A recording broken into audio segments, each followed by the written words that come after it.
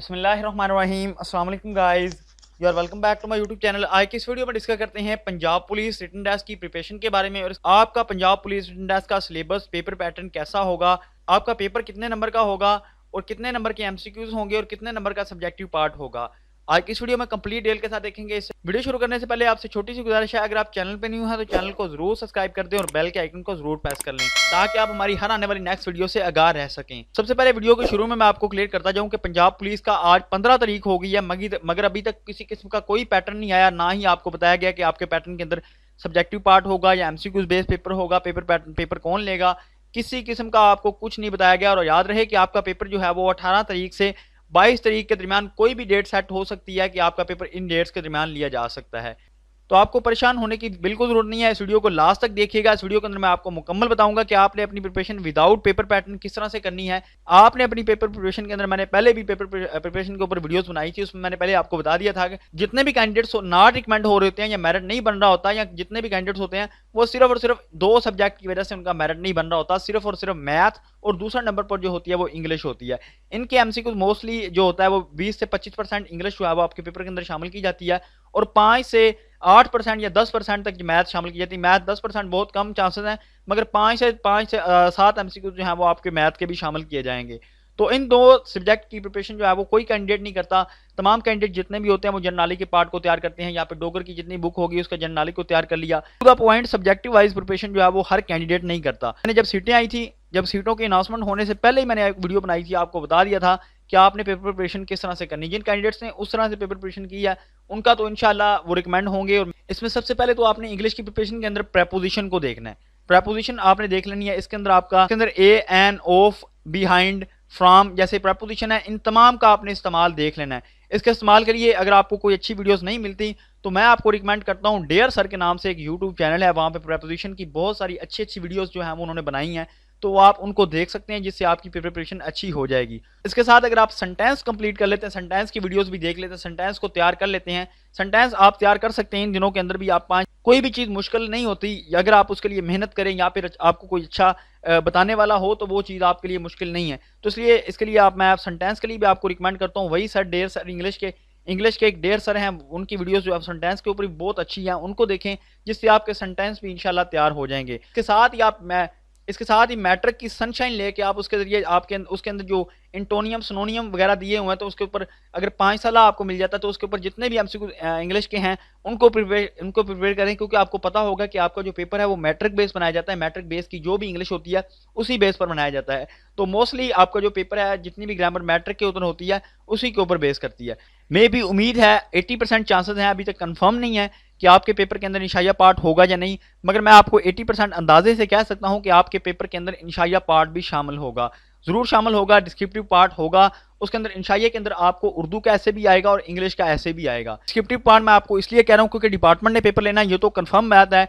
आपने intelligence operator का paper देखा, उसके अंदर डिस्क्रिप्टिव पार्ट था, ऐसे वगैरह शामिल थे, 2 ऐसे शामिल थे। इसके बाद आपने अब जो न्यू वैकेंसी टेक्निकल ब्रांच के अंदर हाल ही में आई है, जिनका अप्लाई प्रोसीजर अभी स्टार्ट हो रहा है, जिनकी लास्ट डेट 19 मार्च है, उसके अंदर आप लास्ट में देखें तो सिलेबस आपको बताया गया है। उस सिलेबस के अंदर भी उन वैकेंसियों का सिलेबस है, आपका नहीं है कांस्टेबल का, मगर उन वैकेंसियों का है। तो उसमें आपको बताना ये चाहता हूं कि उसके अंदर भी आपने देखा होगा, उसके अंदर भी आपको डिस्क्रिप्टिव पार्ट का बताया हुआ है कि आपका 13 नंबर का इंग्लिश का ऐसे होगा और 12 नंबर का आपका उर्दू का ऐसे होगा। इस तरह से मैं आपको रिकमेंड कर रहा हूं। तो आपने अपनी तैयारी के अंदर आपने सिर्फ और सिर्फ एमसीक्यूज बेस्ड तैयारी नहीं करनी, सिर्फ साथ अपनी जो है वो इंशाइया पार्ट की भी तैयारी करें। चलें, उर्दू का ऐसे बंदा लिख लेता है, मगर उर्दू के ऐसे की भी आप प्रैक्टिस करें। उर्दू को अगर आपने उर्दू की प्रैक्टिस घर में नहीं की, उर्दू मज़ामीन लिखने की, तो आपको वहाँ पे टाइम जो है वो आपका सही तरह से मैनेज नहीं होगा।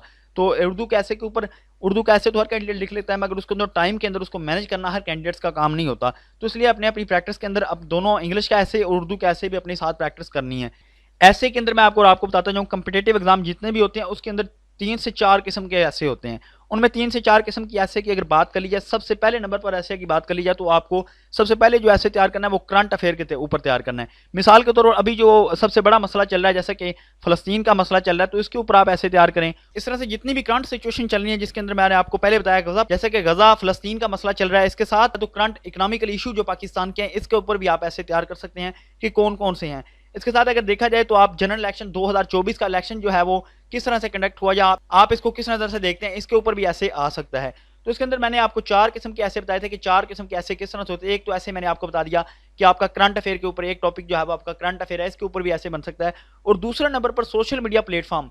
सोशल मीडिया प्लेटफॉर्म के अंदर सबसे पहले जो ऐसे मशहूर है वो आप पिछले पेपर था इंटेलिजेंस ऑपरेटर के अंदर आपने देखा भी होगा कि एआई टूल के बारे में, आर्टिफिशियल इंटेलिजेंस के ऊपर एक पे ऐसे आया, आर्टिफिशियल इंटेलिजेंस के ऊपर ऐसे आया। इसके साथ आप इंटरनेट के ऊपर ही ऐसे तैयार कर सकते हैं। सोशल मीडिया प्लेटफॉर्म जितने भी हैं जैसा कि फेसबुक, टिकटॉक, इनके ऊपर भी आप ऐसे तैयार कर सकते हैं। ताकि तीसरे नंबर पर जो ऐसे है वो हम जैसे कि हम किताबों के अंदर पढ़ते हैं, जैसे कि मिसाल के तौर पर जैसे फेज 1 का पेपर हुआ उसके अंदर माई बेस्ट टीचर जो ऐसे आया होता है, इस तरह से जितने भी जो हमने मैट्रिक के अंदर पढ़े, या फिर माई बेस्ट टीचर या बेस्ट फ्रेंड, या दूसरे नंबर पर my last day at school, या फिर माई स्कूल, कायद-ए-आज़म, अल्लामा इकबाल, इस तरह से कैसे भी आपने प्रिपरेशन करनी है। तो इसके बाद चौथे नंबर पर ऐसे की बात कर लीजिए, चौथे नंबर किस किस्म का ऐसे आ सकता है। चौथे नंबर पर ऐसे अगर आ सकता है वो डिपार्टमेंट के मुतालिक आपसे कुछ पूछा जा सकता है, जैसे कि मिसाल के तौर पर माशरे के अंदर पुलिस का क्या किरदार है, या फिर पुलिस अपने आप को कैसे बेहतर बना सकती है, आपकी क्या इसके अंदर राय है, या पुलिस डिपार्टमेंट आप क्यों ज्वाइन करें। तो इस किस्म के ऐसे भी आपने तैयार करने हैं ताकि आपकी हर लिहाज से ऐसे की प्रैक्टिस हो सके।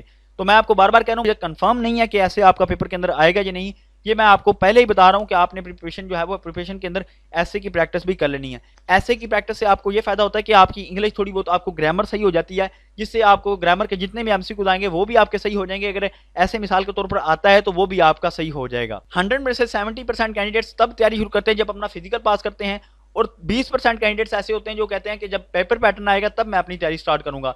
तो 10% कैंडिडेट्स ही ऐसे होते हैं जब एडवर्टीजमेंट आता है तब से अपनी तैयारी स्टार्ट करते हैं। वही कैंडिडेट 10% जो होते हैं वही आगे रिकमेंड होते हैं। आपने इस चीज पर फोकस नहीं करना कि पेपर पैटर्न आया है, यानी आप अपनी तैयारी आज से ही स्टार्ट करें। अगर आप रिकमेंड होना चाहते हैं तो आपके पास बहुत टाइम कम है। आप इसके बाद अगर बात कर लीजिए जीके का पार्ट आपने किस तरह से करना है, जनरल का पार्ट आपने किस तरह से तैयार करना है। जनरल के अंदर आपको मोस्टली 2-3 टॉपिक मैं आपको बताऊंगा जिसके अंदर आपने वो तो लाजमी तैयार करने हैं। इसके अंदर सबसे पहला जो टॉपिक है, आपने मुल्कों के पार्लियामेंट जरूर तैयार करने, जितने भी मुल्कों के पार्लियामेंट है ये जरूर तैयार करने हैं इसके अंदर। और दूसरा नंबर पर जो एमसीक्यू है वो मुल्कों के दरुल खिलाफे, ये दूसरा आपको टॉपिक बता रहा हूं, मुल्कों के दरुल खिलाफे, जितने भी मुल्क है उनके आपने दरुल खिलाफे जितने भी हैं वो आपने जरूर प्रिपेयर करने हैं। और तीसरा नंबर पर आपको जो टॉपिक बता रहा हूं वो तीसरा नंबर पर जीके का पार्ट को जो टॉपिक है वो मुल्कों की करेंसी है, मुल्कों की जितने मुल्कों की करेंसी हैं वो आपने जरूर तैयार करनी है। और चौथे नंबर पर जीके का जो आपको टॉपिक, मशहूर टॉपिक है, पाकिस्तान का महल्ले वकू, पाकिस्तान का महल्ले को आपने जरूर देखना है। पाकिस्तान का रकबा कितना है, किस जिले का कितना रकबा है, सॉरी किस प्रोविंस का कितना रकबा है, उसके अंदर कितनी तहसीलें, ये आपने जरूर तैयार करके जाना है।